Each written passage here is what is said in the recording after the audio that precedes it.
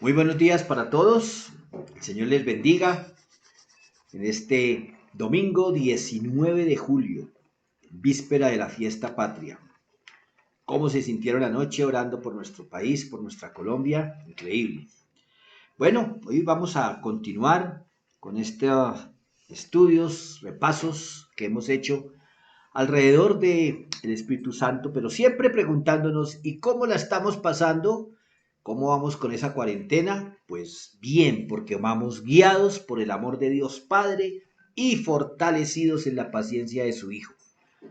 Estamos basados en esa visión que Dios nos dio para este año 2020 con Segunda Tesalonicenses, capítulo 3, versículo 5. Estamos todos guiados por el amor de Dios Padre a través del Espíritu Santo y fortalecidos en la paciencia de su Hijo. Bueno, entonces hoy hay mucho por mirar, mucha cita bíblica. Ojalá tenga usted su cuaderno y su lápiz ahí, porque no voy a dar mucho tiempo para buscar la cita, porque son 9 puntos los que vamos a ver. Vamos a ver hasta dónde llegamos. Dios quiera que terminemos. Entonces hoy vemos el Espíritu Santo y su obra en el creyente, parte 5. Y veíamos estos domingos que el Espíritu Santo produce fruto en la vida del creyente. O sea, por un lado, el Espíritu Santo da poder por intermedio de los dones para servir a Dios, para servir a la iglesia, para dar testimonio del Evangelio a otros y en nuestra propia vida. Pero también hemos visto, y es donde hemos estado muy enfocados, es que el Espíritu Santo produce fruto en la vida del creyente. Es decir, hay un cambio en la vida del creyente a través de la presencia del Espíritu Santo en su vida. Y hace 8 días veíamos el primer punto de esto, de que el Espíritu Santo produce fruto. Vimos el primer punto y era la importancia y los secretos de llevar fruto. ¿Recuerdan? Bueno, pues si no estuvo, también ahí en YouTube usted puede ir a mirar la obra del Espíritu Santo en el creyente, parte 4. Ahí va a encontrar la importancia y los secretos de llevar fruto. Pero hoy vamos avanzando al segundo punto y vamos a ver hoy características detalladas del fruto del Espíritu. Y por eso es que vamos a correr, porque dice detalladas. Vamos a ver, que Dios nos ayude y vamos avanzando. Bueno, la primera cita es Gálatas capítulo 5, versículos 22 y 23. Gálatas 5, 22 y 23, una cita que hemos visitado los últimos 6 años de manera consecutiva, con varios temas, nos ha llevado el Señor a ver Gálatas 5, 22, 23, que dice: en cambio, la clase de fruto que el Espíritu Santo produce en nuestra vida es amor, alegría, paz, paciencia, gentileza, bondad, fidelidad, humildad y control propio. No existen leyes contra esas cosas. Padre, te damos gracias porque tu palabra es viva, tu palabra es eficaz, tu palabra llegue a nuestro corazón y produzca fruto, como nos estás enseñando hoy, Padre. Gracias, Dios, por la presencia de tu Santo Espíritu en nuestra vida. En el nombre de Jesús, amén. Bueno, esta cita que detalla aquí Gálatas capítulo 5, pues varía de versión a versión. Entonces, pues tenemos ahí como una lista y pues traté de poner en paréntesis las otras palabras sinónimo de esta lista, donde el amor, ese sí está en el mismo, la misma versión, todas.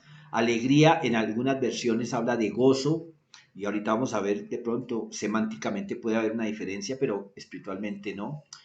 Paz, paciencia, gentileza, también la otra versión dice benignidad. Luego tenemos la bondad, la fidelidad, que en la Reina Valera y siempre la hemos aprendido como la fe, pero ahorita vamos a ver por qué en la nueva traducción se traduce como fe. Está la humildad, que también en la versión Reina Valera habla de mansedumbre. Y tenemos el control o la templanza o el dominio propio. Hay diferentes palabras para esta novena faceta o novena cara de este amor o de este fruto del Espíritu. Entonces vamos a tratar de detallar uno por uno y que Dios nos ayude con el avance. Entonces, el primero de ellos, ¿qué es? El amor. ¿Recuerdan cuál fue nuestro primer lema que Dios puso cuando su servidor y mi esposita llegamos como pastores? Ya van a ser 8 años, Dios mío. En el 2013 llegamos y ese año tuvimos como visión, ¿cuál fue? El amor en acción, como que el Señor nos estaba trayendo durante todo este tiempo a desembocar hoy en este tema. Entonces vamos a hablar del amor. A ver qué pasó, que a veces me toma el pelo aquí este asunto.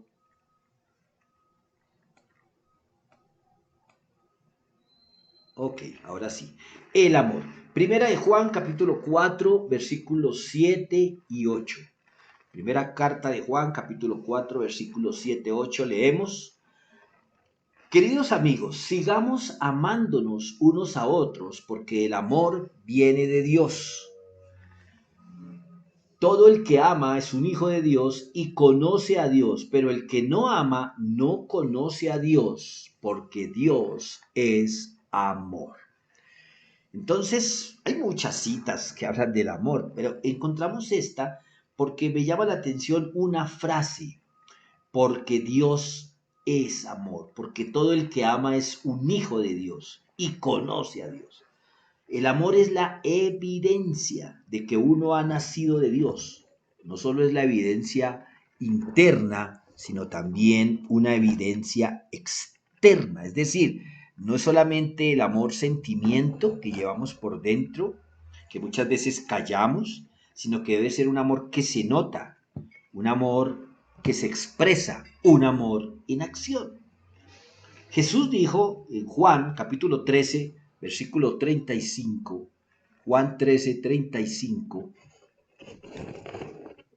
a ver si puedo avanzar con la diapositiva.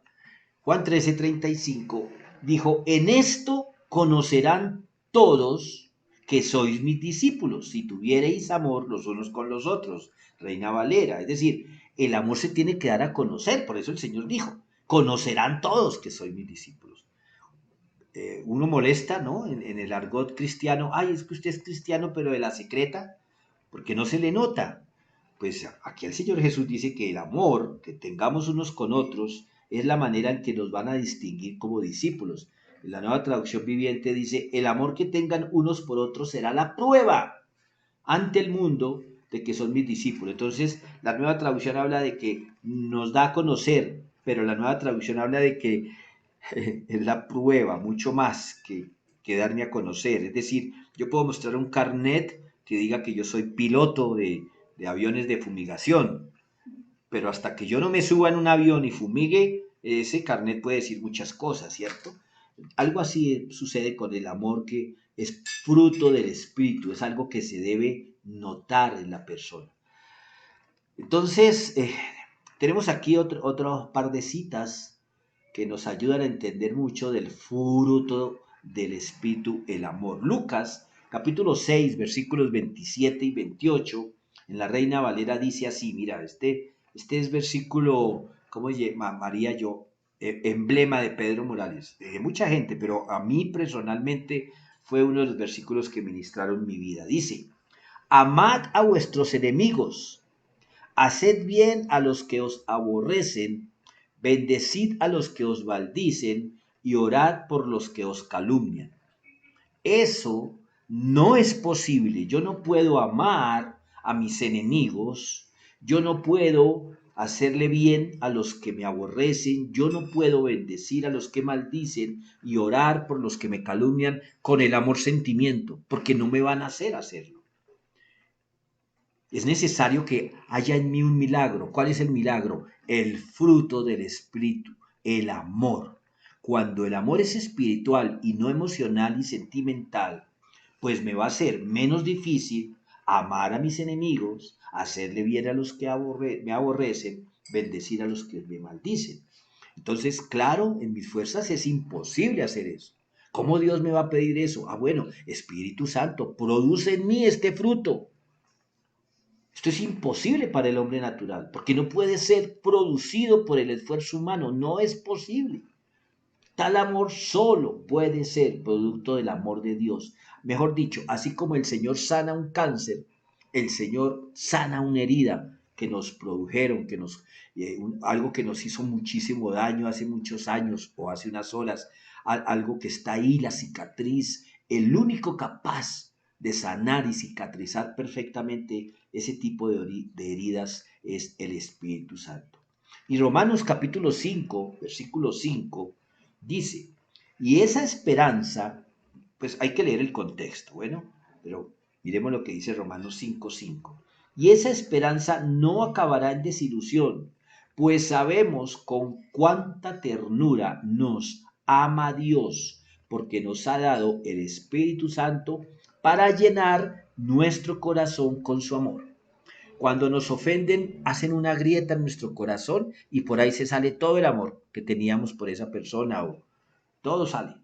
Entonces es necesario, como dice aquí el apóstol Pablo en Romanos, que Dios con el Espíritu Santo nos llene, nos retanque, ya no con el amor emoción, con el amor humano, sino con el amor que viene de Dios. El amor que produce el Espíritu es algo más que el afecto humano, mucho más. Por muy grande que sea el afecto humano, mucho, mucho más grande es el amor del Espíritu, el que produce el fruto del Espíritu en nosotros. Viene, y ya lo vimos, ¿recuerdan los secretos?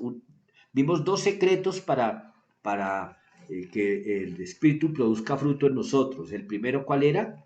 Permanecer en Cristo. El segundo era ser podados. Pero aquí habla de que el amor fruto viene de permanecer en Cristo y experimentar su amor a través de nuestra alma. Y ya vimos qué significa permanecer en el Señor, ¿no? Creer que Él es Dios, pues el Hijo de Dios, creer que resucitó, no dejarnos afectar por las cosas del mundo. En fin, no vuelvo atrás porque tenemos mucho por delante.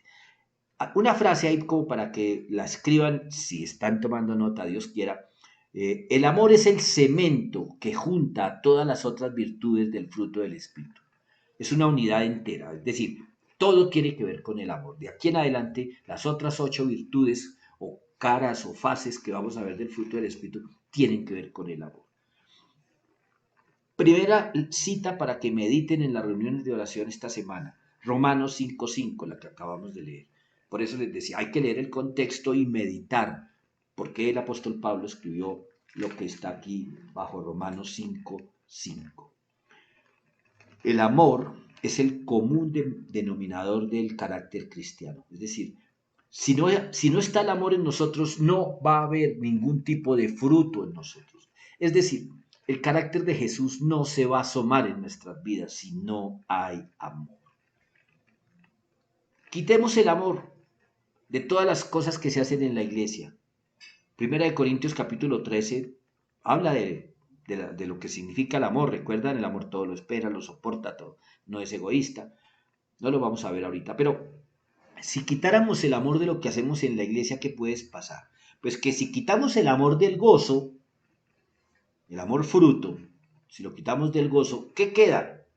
Pues lo que se denomina como hedonismo, es decir, el placer por placer, la felicidad por la felicidad, la vida disfrutada, es decir, si quitamos el amor en el gozo, pues se vuelve eso, el placer, la rumba, diría uno. Y no necesariamente estoy hablando de sexo y licor, sino que se volvería algo circunstancial, algo de momento. Si quitamos el amor de la santidad, solo queda que la satisfacción, ay, es que yo ya no hago, es que yo sí hago, es que yo sí sé Biblia. El tipo de contentamiento personal que caracterizaba a los fariseos, fíjense, los fariseos enseñaban las sagradas escrituras, pues la ley, los profetas.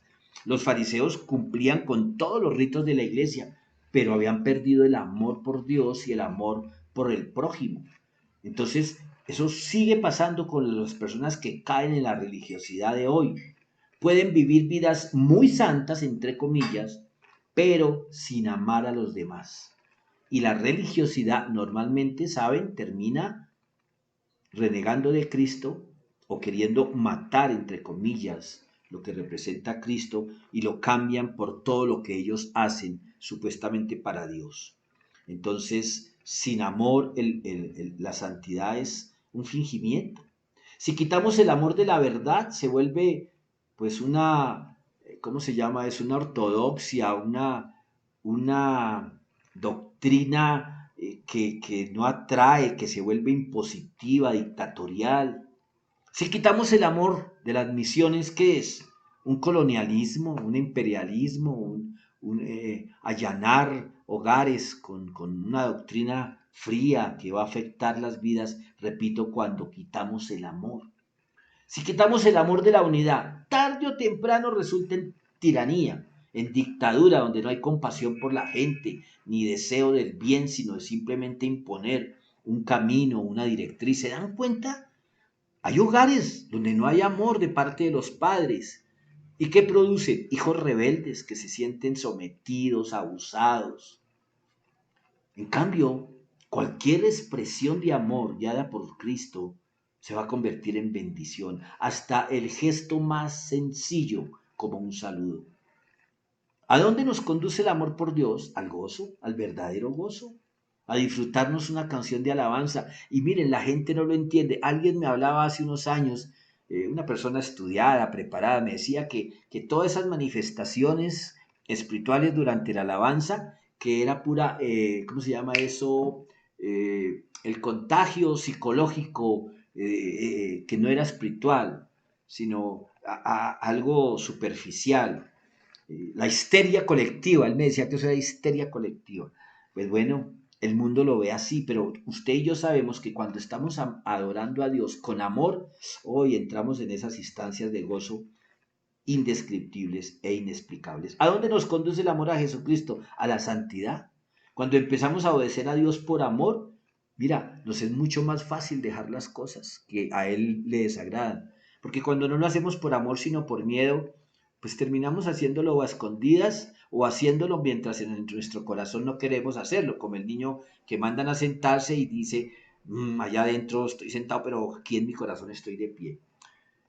En primera de Juan capítulo 3 versículos 2 y 3 dice, queridos hermanos, ahora somos hijos de Dios, pero todavía no se ha manifestado lo que habremos de ser. Sabemos, sin embargo, que cuando Cristo venga, seremos semejantes a Él, porque lo veremos tal como Él es. Todo el que tiene esta esperanza en Cristo se purifica a sí mismo, así como Él es puro.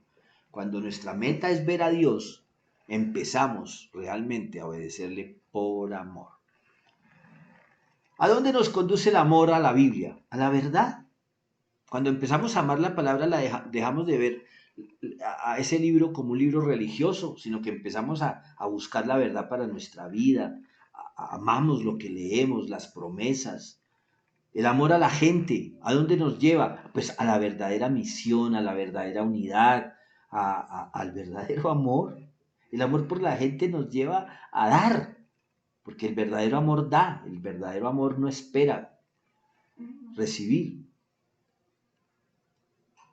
¿Por qué hay unidad en una iglesia, en una congregación? Porque hay amor. No hay otra razón para que unas personas, muchas veces con diferentes orígenes, culturas, etnias, ¿cómo se llama? Estatus social, diferentes, completamente diferentes, solo el amor de Dios es el que hace que deseemos, por ejemplo, ahora volver al templo y nos sentimos cojos porque no podemos ir allí a qué, a ver al hermano. Eso es amor, eso no es otra cosa.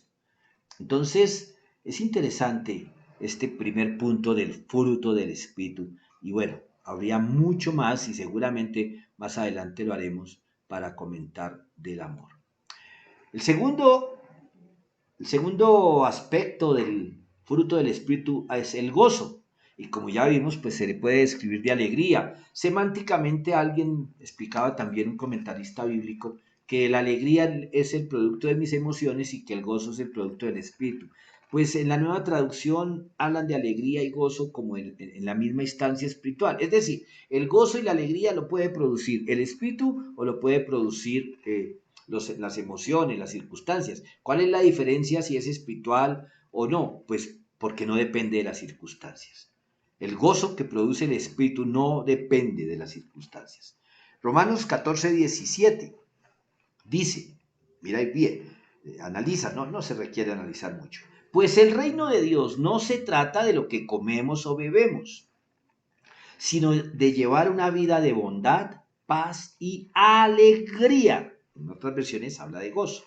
En el Espíritu Santo, repito, para tomar el sentido completo. Pues el reino de Dios no se trata de lo que comemos o bebemos, sino de llevar una vida de bondad, paz y alegría en el Espíritu Santo. Entonces, como ven aquí, el gozo no depende de si como o no como, o si bebo o no bebo, si me puedo poner lo que yo quiero o no. No depende de las circunstancias, si hay o no contacto social, si hay o no cuarentena. No, mi gozo depende de llevar una vida de bondad, paz y alegría. Está hablando aquí de otros aspectos del fruto del Espíritu. El gozo real, el gozo espiritual, es la reacción del amor ante las bendiciones y beneficios de Dios. Es decir, que aún en medio de la necesidad tengamos un corazón grato y vamos a disfrutar de lo que tenemos. Es decir, podríamos componer, no sé, los que tengan esa musa y esa capacidad, una alabanza que diga, y yo me gozo con cuarentena o sin cuarentena.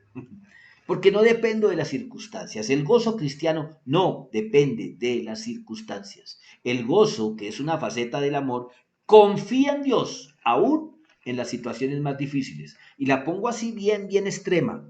Esteban, mientras era apedreado, experimentaba el gozo del Espíritu. Estaba ahí, siendo ejecutado de una manera cruel e injusta. Y estaba ahí con el gozo. ¿Por qué? Porque no depende de las circunstancias. Es más, aún en las situaciones más adversas. El gozo humano ve las cosas de un punto de vista terrenal y es afectado por eso, por lo que está pasando. ¿Quién se puede gozar en medio de la injusticia? Bueno, cuando el Espíritu Santo está en nuestro corazón, sucede. Es un milagro, porque es que toda la obra del Espíritu en nosotros es sobrenatural, es milagrosa. Una frase para que la guardemos en nuestro corazón o en la libreta. El gozo, fruto del Espíritu, mira hacia el cielo y no está afectado por las condiciones que lo rodean, dado a que los beneficios del cielo nunca fluctúan. Por supuesto, esta frase no es mía porque hay dos palabras ahí que yo no uso. Está en un libro precisamente que habla de cómo superar los momentos de crisis. Bueno, la única manera de superar los momentos de crisis, cuando perdemos un ser querido, cuando quiebra una empresa, cuando hay una separación, es poner los ojos en el cielo, porque las promesas del Señor permanecen. El gozo, fruto del Espíritu, mira hacia el cielo, no hacia las circunstancias. ¿Por qué? Porque las circunstancias son cambiantes. Hoy tenemos, mañana no. Hoy tengo salud, mañana no. Hoy soy reconocido, mañana me ignoran.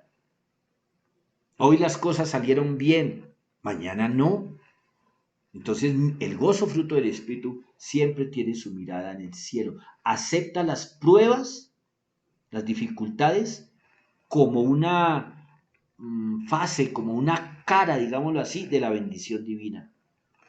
La verdadera vida cristiana es una vida gozosa. Una manera de medir nuestra estatura espiritual es cuando tenemos la capacidad de sujetarnos al Espíritu por encima de nuestras emociones. Eh, Mira, sucede mucho en la alabanza musical de los domingos.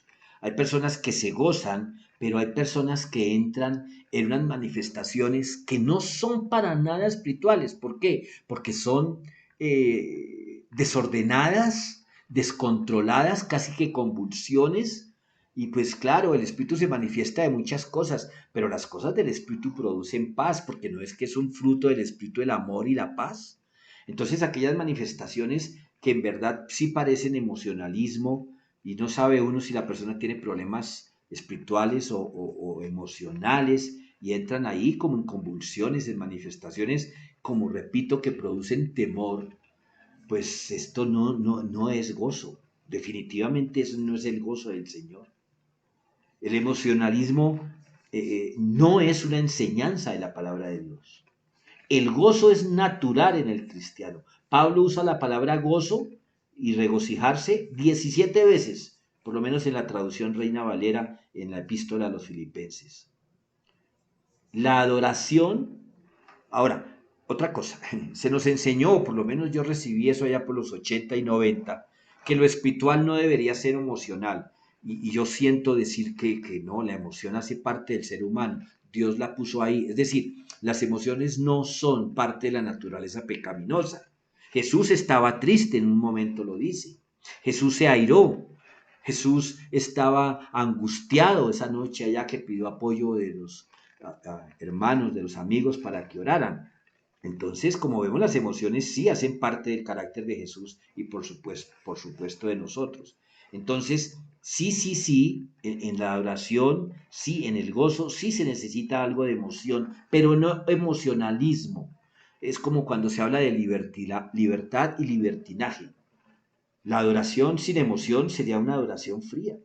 La emoción es la condición de ser tocado interiormente, pero el emocionalismo es la búsqueda de la emoción. O sea, ya es que quiero demostrar, quiero llegar a un punto alto de que mis emociones se desborden. Digamos que distinguimos cuidadosamente entre extravagancia emocional y la verdadera acción del Espíritu Santo. Y esto no es para que estemos juzgando cómo se emocionan o cómo se manifiestan en el gozo otros, no. Recuerden que siempre la palabra de Dios está hablando es con nosotros mismos. Por otro lado, creemos que cantar gozosamente, que orar fervorosamente, que predicar así con acento y todo eso, es testificar con fuerza y eso pues no sé, pues cada uno se mueve en sus emociones y como las quiera medir, siempre y cuando escúchenme sean naturales y no yo asuma posturas para transmitir una cosa que quiero que llegue a los demás. En fin, de Nehemías capítulo 8, versículo 10 dice su segunda parte, no se desalienten ni entristezcan, como ven, una emoción, porque el gozo del Señor es su fuerza. Y cuando el Espíritu de Dios llena a un individuo, seguramente el gozo del Señor está en él, porque el Salmo 16:11 dice, en tu presencia hay plenitud de gozo. Vamos a un tercer punto. Bendito Dios, vamos avanzando. No quiero mirar reloj. El tercero, paz. Ya leímos la misma cita, Romanos 14:17. Dice, pues el reino de Dios no se trata de lo que comemos o bebemos, sino de llevar una vida de bondad, paz y alegría en el Espíritu Santo. La paz es más profunda y constante que el gozo. Jesús dijo en Juan 14:27, les dejo un regalo, paz en la mente y en el corazón. Y la paz que yo doy es un regalo que el mundo no puede dar, así que no se angustien ni tengan miedo. Fíjate, es natural, y lo veíamos esta semana en los devocionales, es natural sentir temor, pero no debemos de permitir que el temor tome control de nuestra vida. ¿Por qué? Porque aquí dice en Juan 14:27 que la paz que el Señor da es en la mente y en el corazón y es permanente. Entonces, cuando vengan esos temores y esos miedos, como el de los discípulos en la barca, en la tempestad, pues recordemos que Jesús va con nosotros en la barca y que no nos angustiemos ni tengamos miedo. Y que esa paz que solo Él da, pues como la luz hace retroceder las tinieblas, que la paz que el Señor da haga retroceder el temor en nuestra vida. En Filipenses 4, versículo 7, dice el apóstol Pablo, la paz de Dios que sobrepasa todo entendimiento. Y son versículos que tenemos ya grabados en nuestro corazón para distribuirlos, ¿no? Como quien sale a repartir publicidad de un restaurante que van a inaugurar. Y se lo damos a todo el mundo y a la hora del almuerzo no vamos a almorzar allá. Y este versículo se lo estamos repartiendo a mucha gente, pero pocas veces le echamos mano para entender que esa paz que Dios da, la gente no la entiende. Y usted y yo somos gente. Pero Dios, a través de su Hijo, nos ofrece esa paz para todos. Romanos capítulo 5, versículo 1. Dice, por lo tanto, ya que fuimos declarados justos a los ojos de Dios por medio de la fe, tenemos paz con Dios, gracias a lo que Jesucristo nuestro Señor hizo por nosotros. La paz como fruto del Espíritu es una característica interior que se manifiesta en la buena relación con otros. Y aquí el Señor está hablando con usted y conmigo. ¿Por qué? Porque la paz, fruto del Espíritu, significa ser libre de un espíritu de riña, contencioso, polémico y que causa divisiones. La paz, fruto del Espíritu, busca vivir pacíficamente con todos los hombres y mujeres, por supuesto. El creyente lleno del Espíritu puede tener paz no solo con Dios, sino que puede tener paz y debe tener paz con todos. Romanos 12:18 dice, hagan todo lo posible por vivir en paz con todos. Todo lo posible significa estar buscando la llenura del Espíritu Santo, porque sin el Espíritu Santo es imposible, usted y yo lo sabemos, estar en paz con todas las personas, o por ellos o por nosotros. Pero se hace muy difícil. No, difícil no, imposible. Vamos a la cuarta, paciencia, que en otras versiones habla de clemencia.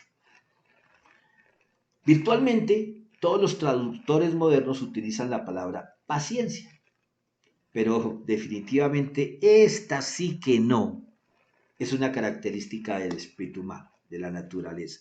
Puede que el amor haya un poquito en lo natural, puede que la paz, como vimos a ratos, producto de las circunstancias, pero la paciencia, bueno, no quiero juzgar porque alguien puede decir, no, pastor, está equivocado, yo sí soy paciente, Dios lo bendiga, Dios la bendiga. Pero la mayoría de nosotros carecemos de esta virtud. Esta es, sin embargo, una característica especial de Jesús. ¿Recuerdan el versículo lema? Perseverantes en la paciencia que proviene de Cristo.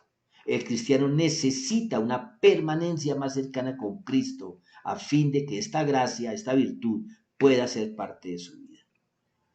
¿Cómo me hago paciente? Pues nada más que reconociendo cuán paciente es Jesús conmigo. Hay personas que dicen, ay, es mejor no pedir paciencia porque nos manda pruebas. Pues no pidamos paciencia, simplemente miremos a Jesús. Esa es mi lucha diaria.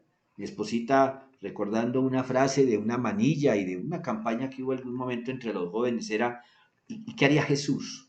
¿Qué haría Jesús con este que yo le quiero pegar un coscorrón? Ay, pues paciencia, que la paciencia es amor en modo Cristo, es decir, incansable. Es amor perseverando a través de la tormenta, del diluvio, de la desilusión. Cuando el creyente se da cuenta de cuán paciente ha sido el Señor con él, estará capacitado para ser más paciente con otros. Dios es paciente en ganar a los inconversos. ¿Cuánto duró el Señor hablándote a ti? A mí, 33 años. Bueno, quitémosle 8, porque desde los 8 años Dios me buscó y tuvo paciencia. Segunda de Pedro, capítulo 3, versículo 9. Segunda de Pedro 3:9, en la Reina Valera, nos enseña. El Señor no retarda su promesa, según algunos la tienen por tardanza, sino que es paciente para con nosotros, no queriendo que ninguno perezca, sino que todos procedan al arrepentimiento. Esto en el contexto es, bueno, y si el Señor no ha venido por segunda vez, es por pura paciencia, esperando que más y más se conviertan.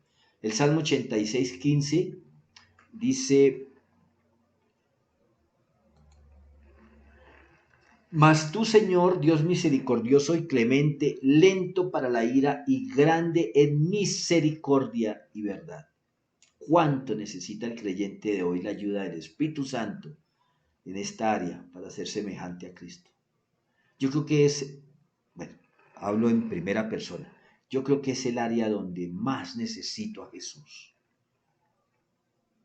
En Santiago capítulo 1 versículo 4 dice, mas tenga la paciencia su obra completa para que seáis perfectos y cabales sin que os falte cosa alguna. Yo digo, Señor, por lo menos en mi caso, cuando yo logre la paciencia de Cristo, yo no voy a decir que ya el santo, no, pero uy, cómo habré avanzado. Le pido al Señor su misericordia para que ese fruto aparezca en mi vida, porque tiene que ser un fruto del Espíritu. Mi carácter no lo va a producir. Quinto, estamos avanzando. Quinto, benignidad, que en otras versiones, gentileza. Colosenses capítulo 3, versículo 12, pero antes de ir al versículo comentemos un poquito acerca de la benignidad o ternura, inclusive, le dicen algunos. En ninguna parte del Nuevo Testamento está traducido como gentileza, pero la palabra es usada frecuentemente para representar el trato de Dios con su pueblo, porque para nosotros gentileza habla de una amabilidad protocolaria. Y bueno, eso sería ahí para entrar en discusiones semánticas, repito, de significado y raíz de la palabra y demás. Pero, recordando la regla de oro, tratemos a los demás como queremos ser tratados, pues sí nos llama también a imitar el trato de Dios con nosotros. Benignidad es el amor tratando con otros en sus faltas. Esa es la cosa. Por ahí es la cosa. La manera en que el Señor se acerca a nosotros para exhortarnos y si es necesario disciplinarlos frente a nuestras faltas. Recordando hace unos domingos que veíamos que lo peor que le puede pasar a un pecador es caer en manos del pecador. La adúltera cayó en las manos de los pecadores e iba a ser ajusticiada, apedreada. Y cayó en las manos de Jesús y todos soltaron las piedras. Ya vimos vimos eso hace unas semanas con el episodio de la mujer adúltera. Ninguna circunstancia puede justificar el maltrato a otros. No en el reino de los cielos. Nosotros sí, claro, el que la hace la paga y lo vemos cuando ladrones o personas acusadas de delitos terribles como las violaciones caen en manos de personas y los ajustician, los linchan, los asesinan, pero eso no es el reino de Dios. No espera el Señor que un hijo suyo participe en un linchamiento. No importa cuán firme uno deba llegar a ser en la corrección, nunca se necesita dejar de ser benévolo, porque Dios no nos ha dado ese ejemplo. No hay marca más grande de grandeza y nobleza de carácter que la habilidad de corregir con benevolencia. Ahora sí miremos la cita, Colosenses 3:12. Dado que Dios los eligió para que sean su pueblo santo y amado por Él, ustedes tienen que vestirse de tierna compasión, bondad, humildad, gentileza y paciencia. Recuerdo hace unos meses que tenía, sí, una polémica ahí con una hermana en la fe, porque ella decía que la gente había que tratarla fuerte, porque Jesús había tratado fuerte a los fariseos.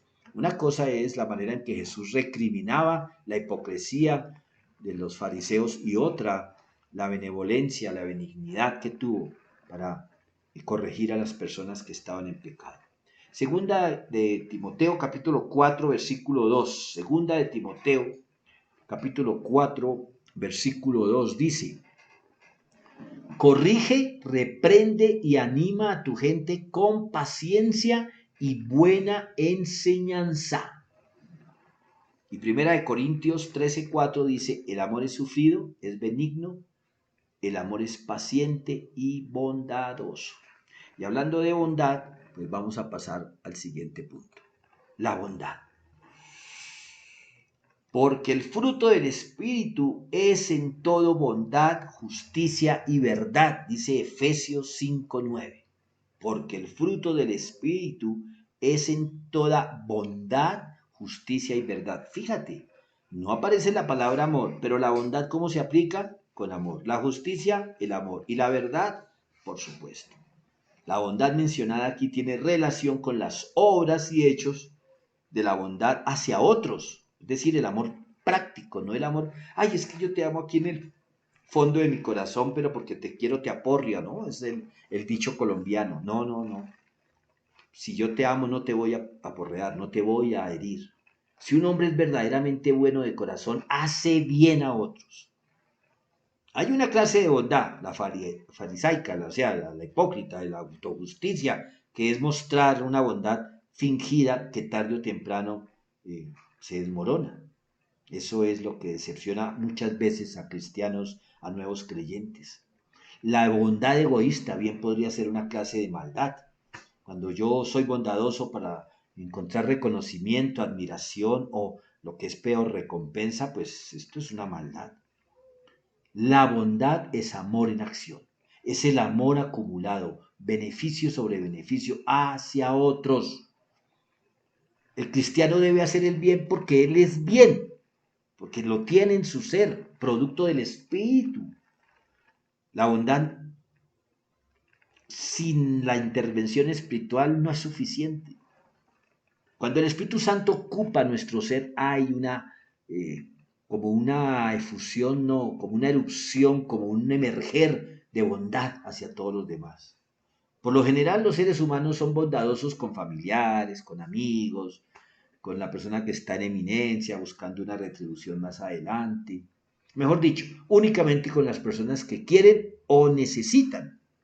Pero la ordenanza y el ejemplo de Jesús es que debe uno ser bondadoso con quienes lo aman y con los que no nos aman, con los gratos y con los ingratos. Escúchame, con los creyentes y con los no creyentes. Proverbios capítulo 3, versículo 3 y 4. Nunca permitas que la lealtad ni la bondad te abandonen.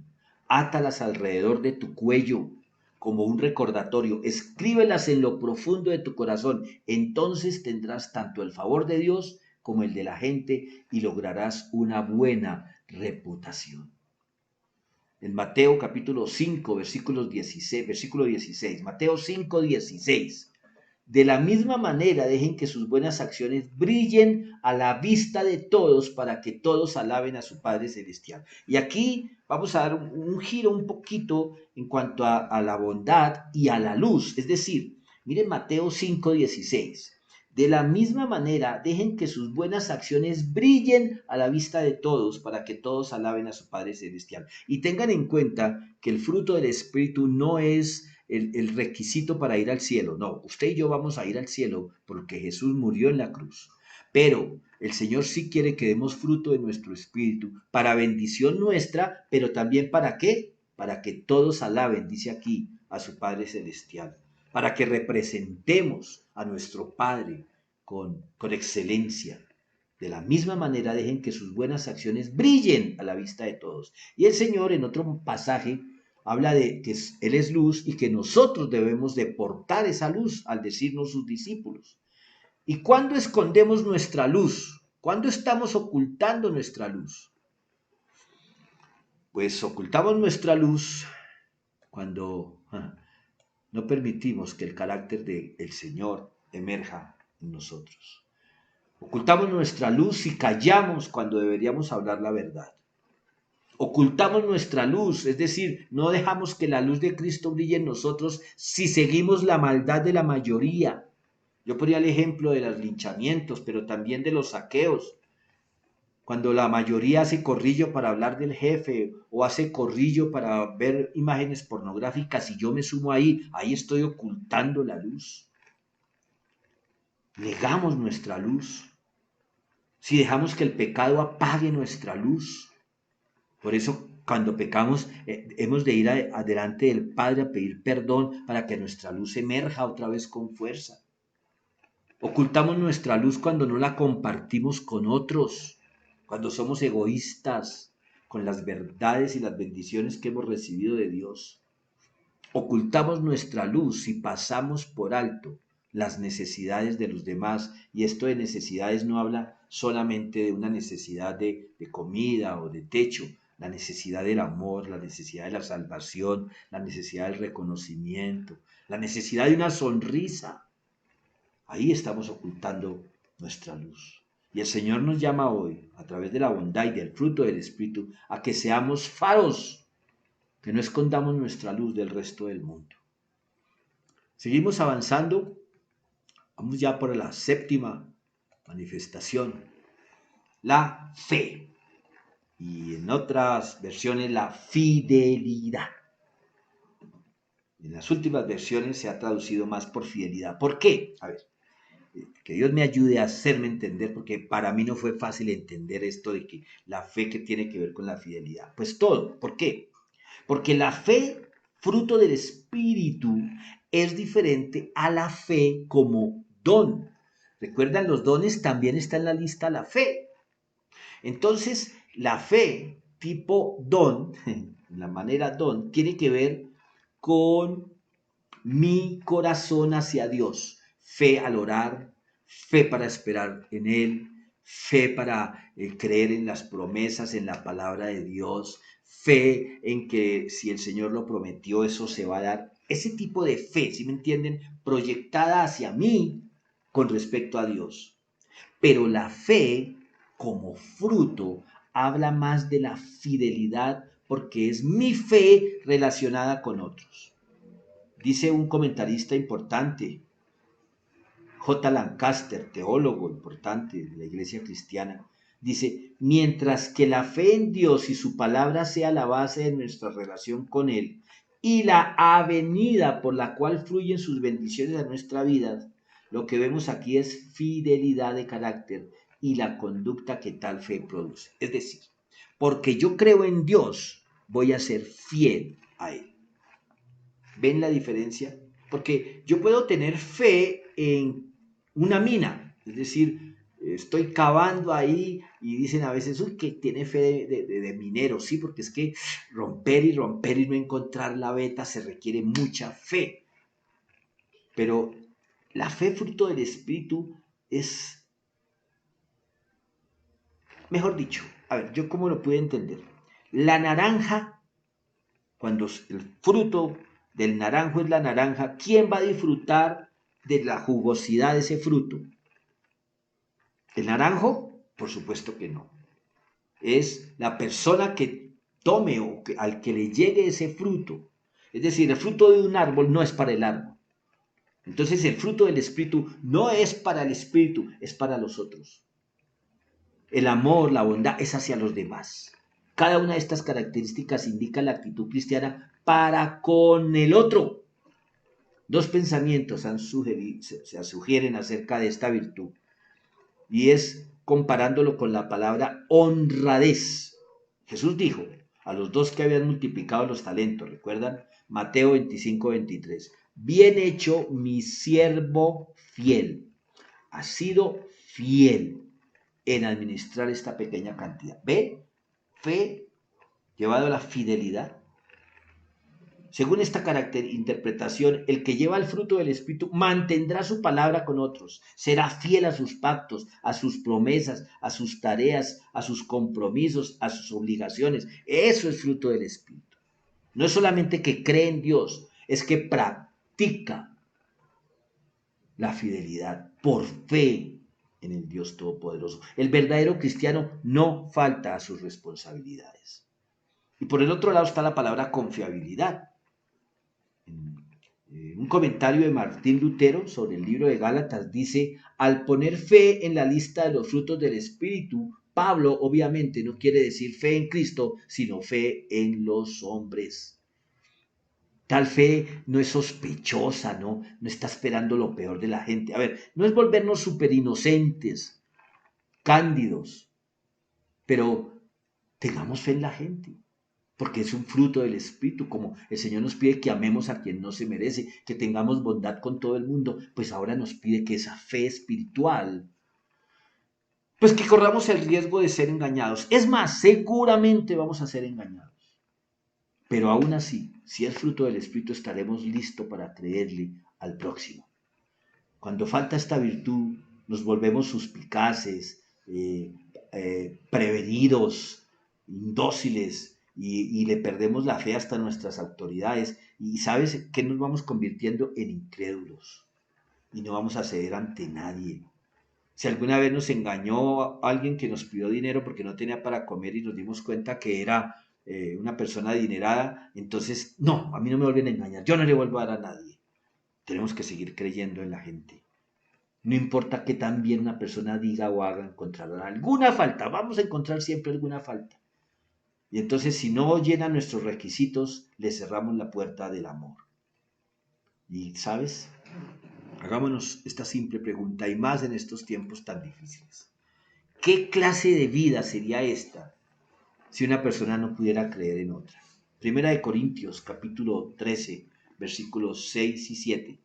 Aquí Dios nos habla así, directo al corazón, sin rodeos, sin tapujos. El verdadero amor no se goza de la injusticia, mas se goza de la verdad. Todo lo sufre, todo lo cree, La Nueva Traducción Viviente dice, no se alegra de la injusticia, sino que se alegra cuando la verdad triunfa. El amor nunca se da por vencido, jamás pierde la fe, siempre tiene esperanza y se mantiene firme en toda circunstancia. Entonces, como vemos alrededor de la fe, los puntos de vista son posibles. Ciertamente, la honradez, la confiabilidad son virtudes necesarias. Un verdadero cristiano no será ni infiel ni suspicaz. Hay un dicho que también uso mucho cuando caigo en el juzgar, y lo hago seguido, pero aún así siempre el Señor me recuerda, el que las usa, las imagina. Octavo, hoy Señor, vamos en el octavo ya, bendito Dios. La mansedumbre. Jesús dijo en Mateo 11:29, llevad mi yugo sobre vosotros y aprended de mí que soy manso y humilde de corazón y hallaréis descanso para vuestras almas. La mansedumbre significa ser lento a la ira y a devolver ofensa por ofensa. Los mansos no son bulliciosos, ruidosos, agresivos, llamando la atención, vociferando y dando golpes sobre la mesa, sobre el escritorio. No disputan, no riñen, no contienden, no quieren ganar todas las polémicas, ni se jactan de su sabiduría. Sin embargo, la mansedumbre no debe ser confundida con la timidez o la debilidad, que son características de un complejo de inferioridad. Mejor dicho, el apóstol Pablo dice, no, que no nos creamos más de lo que somos. Tengamos los pies sobre la tierra. Tenemos cualidades, gloria a Dios. Tenemos defectos, gloria a Dios. El teólogo y escritor bíblico inglés W. Vine dice, debe ser claramente entendido entonces que la mansedumbre manifestada por el Señor y encomendada al creyente es fruto de poder. El Señor fue manso porque tenía los recursos infinitos de Dios a su disposición. Es decir, sabiendo que soy poderoso, me mantengo manso. Eso fue lo que hizo Jesús. Esa fue, por eso él dice, están trabajados y cargados, vengan, imítenme, que yo, el Hijo de Dios, soy manso, enseñable, noble. Y habla del yugo, porque el buey joven se dejaba guiar tanto por el arriero como el buey mayor y permitía que el yugo lo llevara hacia adelante en línea recta para trazar la era como se esperaba. La mansedumbre no es cobardía ni falta de liderazgo. Moisés fue el hombre más manso, pero fue su líder más grande. Él era humilde y paciente, pero también cuando tuvo que ponerse firme, lo hizo y con valor. Antes que una descalificación para liderazgo, la mansedumbre es esencial para el líder. Bueno, olvidemos de esa palabra líder, para el buen siervo.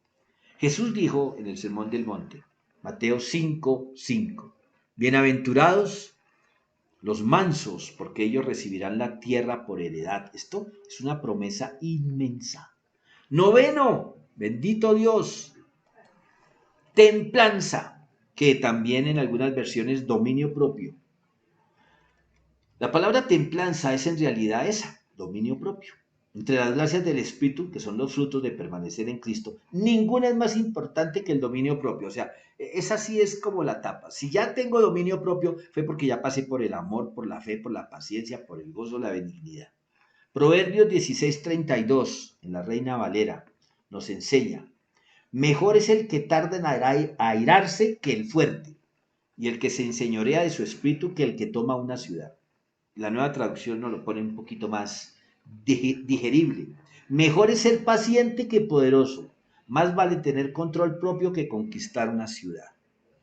La templanza, verdaderamente saben qué es amor propio, porque uno se respeta, considera su cuerpo un templo del Espíritu Santo y va a tener control sobre sus impulsos y emociones, sean cual sean los caminos, porque a veces se habla de templanza y dominio propio solamente en lo moral y sexual, no, también en las emociones, en los apetitos. La templanza verdadera es control sobre la comida, sobre la bebida, sobre el trabajo, sobre los apetitos, sobre todas las áreas de la vida. Esa es una lucha. Yo pienso que es como la meta de todo cristiano. Hoy, Señor, hazme una persona con dominio propio. Significa control sobre el enojo. Señor, ayúdanos. Sobre las pasiones carnales, sobre los apetitos, sobre los placeres, sobre las riquezas. Antes que uno pueda gobernar una ciudad, una comunidad, un club, una iglesia, una nación, una familia, primero debemos aprender a gobernar nuestro propio cuerpo, nuestra propia alma y nuestro espíritu. Concluyendo, en un comentario de otro predicador, murió en el año 32, pero nos dejó una gran herencia. Ojalá tengan tiempo de tomar una foto o de repetir este video para que tomemos nota de esta manera tan elocuente y tan sabia de resumir este Gálatas que hemos estado estudiando hoy. Dice, el fruto del Espíritu es una disposición afectuosa, amorosa, un espíritu radiante y un temperamento alegre, una mente tranquila, una conducta calmada, una paciencia incansable en circunstancias provocadoras y con gente difícil, wow, una visión compasiva, ayuda discerniente, juicio generoso, caridad, lealtad y ante todo, confianza de todo corazón y bajo toda circunstancia. Humildad que se olvida de sí misma en el gozo de otro. Todo con dominio propio, que es la marca final de perfeccionamiento. ¿Qué tal? Esto vale la pena también que esta semana en las reuniones o aún en su devocional a solas meditemos un poco. No es palabra de Dios literal, pero es un excelente resumen de lo que hemos estado hablando en esta mañana. Al resumir el tema del fruto del Espíritu, ¿qué se enfatiza aquí? Que son características que no deben ser ni impuestas ni fingidas, sino deben ser naturales y que son producto de un proceso, el resultado de una vida con Cristo, cerca de Él a través de la lectura bíblica, de la oración, de la meditación y sobre todo de la práctica. Otro comentarista, Lancaster, sueltan unas frases que yo me imagino que los primeros exhortados fueron ellos mismos, porque dice que el término semejante a Cristo o semejanza a Cristo, pues que es inadecuado, dice este comentarista, ya que el cristiano no está llamado solamente a asemejarse, a Cristo, dos palabras, a asemejarse a Cristo, sino que está llamado a compartir su vida misma. La vida del creyente es más que la imitación de Cristo. En 2 de Pedro 2:4 dice que es llegar a ser participantes de la naturaleza divina y por supuesto en nuestra carne, en nuestras fuerzas, es una meta, una tarea imposible. Pero a través del Espíritu Santo, usted y yo, si somos conscientes y hacemos un inventario, sí han habido muchas cosas en nuestra vida que han sido producto de una intervención divina. Uno podría ser lo suficientemente valiente para fingir, bueno, yo no sé si valentía, pero para cristosidar, no sé si se podrá decir eso, partes de nuestra vida. Porque algunos podemos tener ahí como capacidades histriónicas o actorales, pero cuando es natural ese parecer a Cristo en nuestros miembros, en nuestra mente, sobre todo en nuestras reacciones, pues sí tenemos que darle la gloria a Dios. Pablo dice en Efesios 5:30, nuestra semejanza a Cristo no es entonces algo aplicado desde afuera, una transformación cosmética producida por la fórmula de algún departamento de maquillaje. Por supuesto está dicho de una manera figurada. No es un maquillaje religioso, sino una semejanza genuina producida por una relación íntima con Él. Si vamos a hacer una representación de una escena del Evangelio, entonces, ¿quién quiere ser Jesús? Ah, el gordito allá, morochito, levantó la mano y ¿qué le dice? No, usted no puede ser, tiene que ser delgado, con ojos claros, tiene que hablar pausadamente. Es decir, a veces tenemos la imagen de un Cristo totalmente actor, totalmente set de cine, de televisión, de obra. No, eso no es lo que quiere el Señor Jesús. No quiere que personifiquemos a Jesús. Quiere que vivamos con Él. ¿Recuerdan Juan 15, 4 al 5? que el Señor decía que si no estamos unidos a Él, perdimos. Juan 15, 4, 5 dice, permanezcan en mí y yo permaneceré en ustedes. Es decir, yo puedo coger un racimo, decorarlo, ponerle color de uva, pero ¿qué va a ser? Un racimo artificial. Y claro, mucha gente lo ve y dice, es un racimo de uvas, es un fruto de la vid. Pero ¿qué va a pasar cuando quiera tomar un fruto de esos? Se va a encontrar con algo plástico, figurado, simulado, engañoso. Los pámpanos no son solamente en contacto semejante a la vid, son parte de la vid. Asimismo, el fruto no se asemeja solamente a las uvas, sino que poseen su estructura y sabor. El fruto no aparece de un momento a otro, es el resultado de permanecer el tiempo necesario recibiendo la savia de la vid. Amados, tenemos que permanecer con paciencia del camino de la mano de Cristo. Como nunca declaro para toda la iglesia que el Señor les guíe el corazón a un entendimiento total y a una expresión plena del amor de Dios. Y a la perseverancia con la paciencia que proviene de Cristo. Amados, yo les invito a que ahí donde estemos nos pongamos en nuestras rodillas y declaremos hoy de corazón, escuchando la siguiente alabanza, declaremos hoy nuestro deseo, nuestra decisión ferviente de estar en comunión íntima con Cristo, en permanecer en Cristo, para que el fruto del Espíritu sea una realidad en nuestra vida, en estas nuevas facetas, de todas estas maneras, pero siempre con el sello del amor.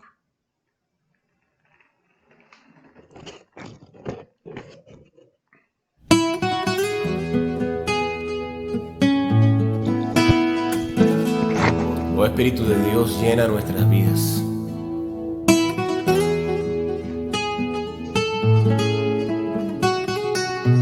Llena nuestro corazón, Señor, de tu presencia.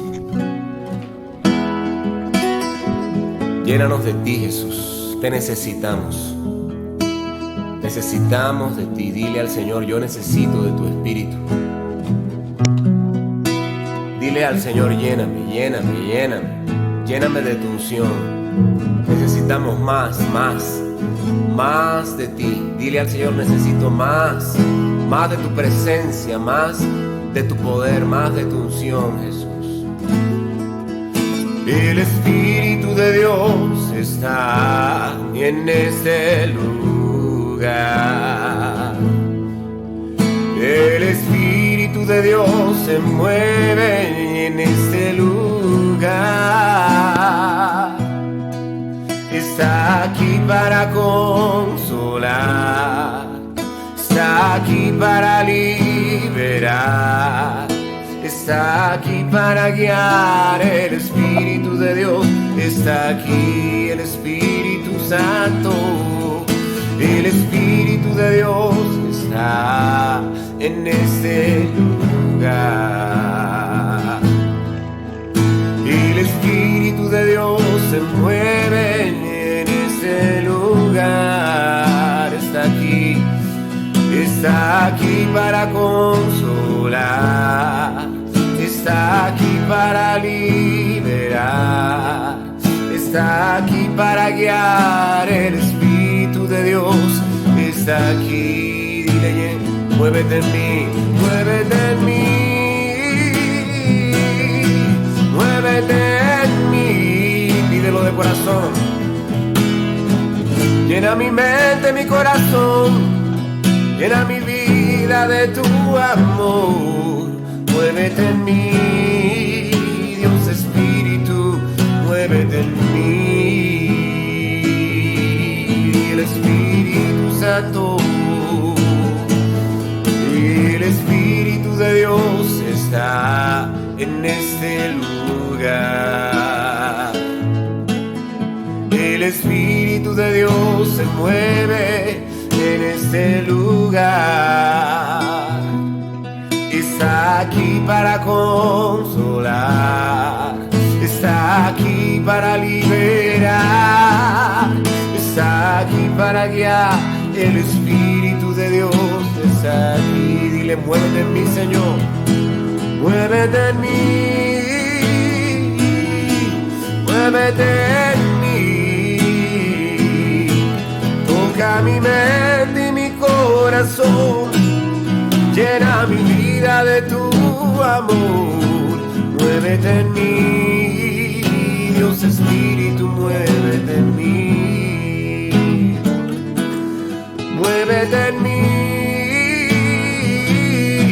muévete en mí.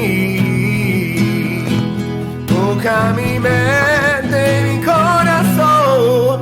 Llena mi vida de tu amor. Muévete en mí, Dios Espíritu, muévete en mí. Oh Espíritu Santo, llena mi vida, Señor. Muévete en mí, Señor, muévete en mí, oh Cristo. Dame poder para conocerte. Dame poder para vivir como a ti te agrada. Dame poder, Señor, para hacer tu obra siempre. Oh, lléname. Oh, lléname. Vamos, dile al Señor, lléname, lléname más, Señor. Te necesito. Necesito de tu poder. Necesito de tu poder, necesito de tu gracia, necesito de tu unción. Un Pentecostés en esta casa, un Pentecostés en esta hora, Dios. Llénanos, llénanos por el poder del Espíritu, el fuego de Dios descienda sobre cada uno de nuestros hogares, Dios. Que tú nos des poder, Padre, para llevar a cabo la obra tuya, en el nombre de Jesús. Muévete en mí, dile, muévete en mí. Muévete en mí, toca mi mente, mi corazón, llena mi vida de tu amor. Muévete en mí, Dios Espíritu, muévete en mí. Muévete en mí, muévete en mí, toca mi mente y mi corazón, llena mi vida de tu amor. Muévete en mí, Dios Espíritu, muévete en mí. Muévete en mí, Dios Espíritu, muévete en mí. Muévete en mí, Dios Espíritu, muévete en mí. Fluye, Espíritu, fluye, y haz lo que quieras, y haz lo que quieras hacer. Traigo a ti mi vida para que la uses. Fluye, Espíritu, otra vez cántale, fluye Espíritu Santo. Fluye Espíritu, fluye. Y haz lo que quieras hacer. Traigo a ti mi vida para que la uses. Fluye Espíritu, fluye.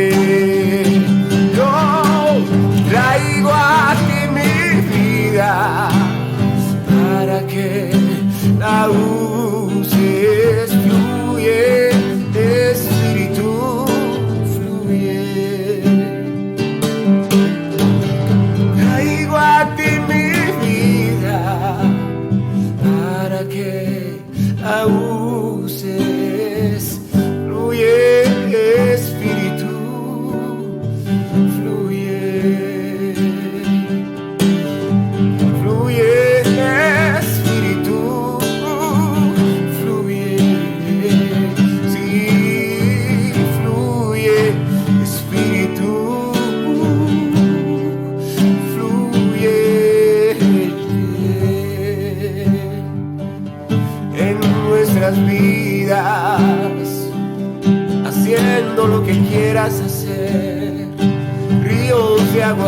viva en mi interior. Dame de beber de tu río, dame de beber, Señor. Fluye, Espíritu, fluye. Fluye, Espíritu Santo de Dios, en nuestras vidas. Llénanos de tu poder, llénanos de tu unción, llénanos del poder del Espíritu Santo para hacer la obra tuya, Señor, para conocerte. Llénanos, llénanos más y más. Gracias, Padre, porque tú obras con poder en nuestras vidas, en nuestros corazones. Amén, amén, estimados hermanos, amén, amados hermanos. Sean llenos del poder del Espíritu Santo de Dios, de ese poder para conocer a Dios, de ese poder para vivir la vida cristiana como Dios quiere, de ese poder para hacer la obra de Dios, para llevar el evangelio, para predicar su palabra y que nos sigan milagros, señales y prodigios. Dios les bendiga, queridos hermanos. Un fuerte abrazo para todos.